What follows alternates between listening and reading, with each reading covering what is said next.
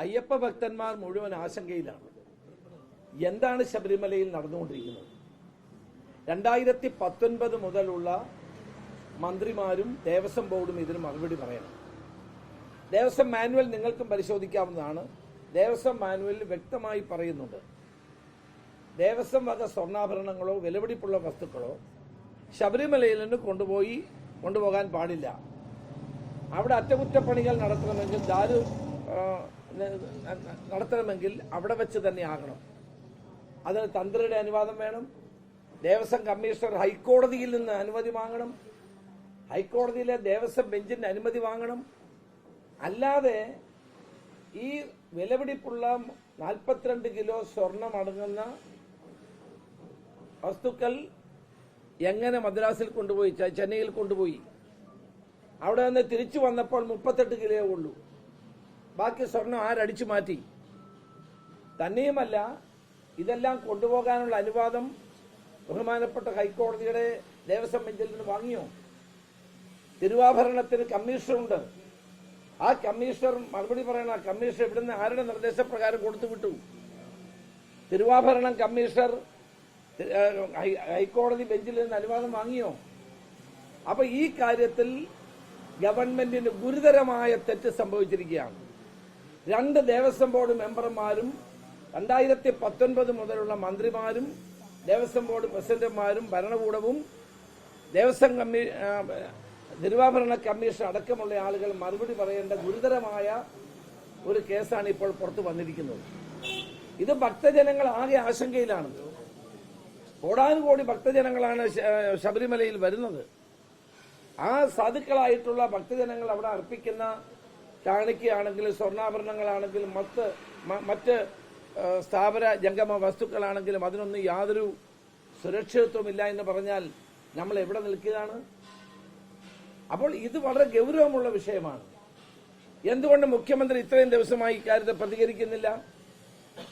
Devaswom board മന്ത്രി എന്തുകൊണ്ട് പ്രതികരിക്കുന്നില്ല? അദ്ദേഹം പറയുന്നത് ദേവസ്വം വിജിലൻസ് അന്വേഷിക്കും.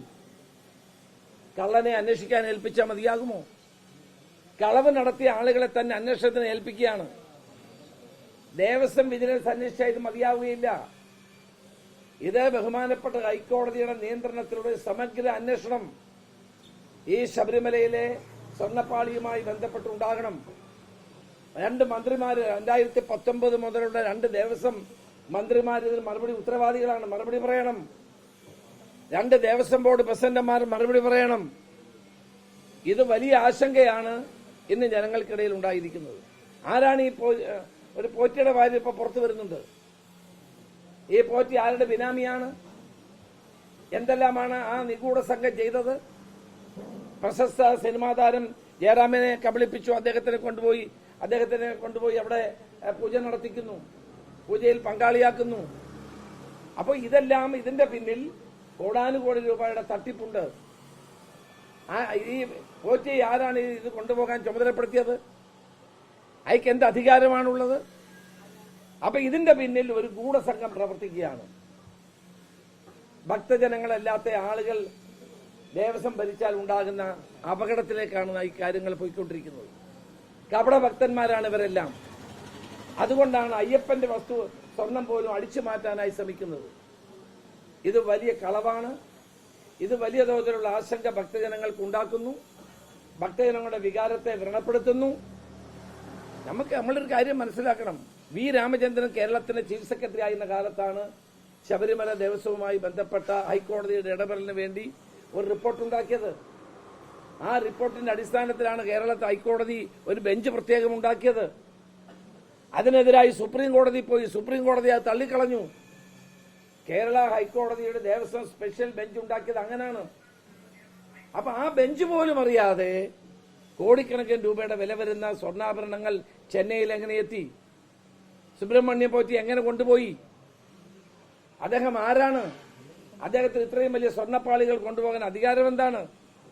അപ്പോൾ ഇത് കടുത്ത ആശങ്ക ഭക്തജനങ്ങൾക്ക് ഉണ്ടാവുകയാണ്.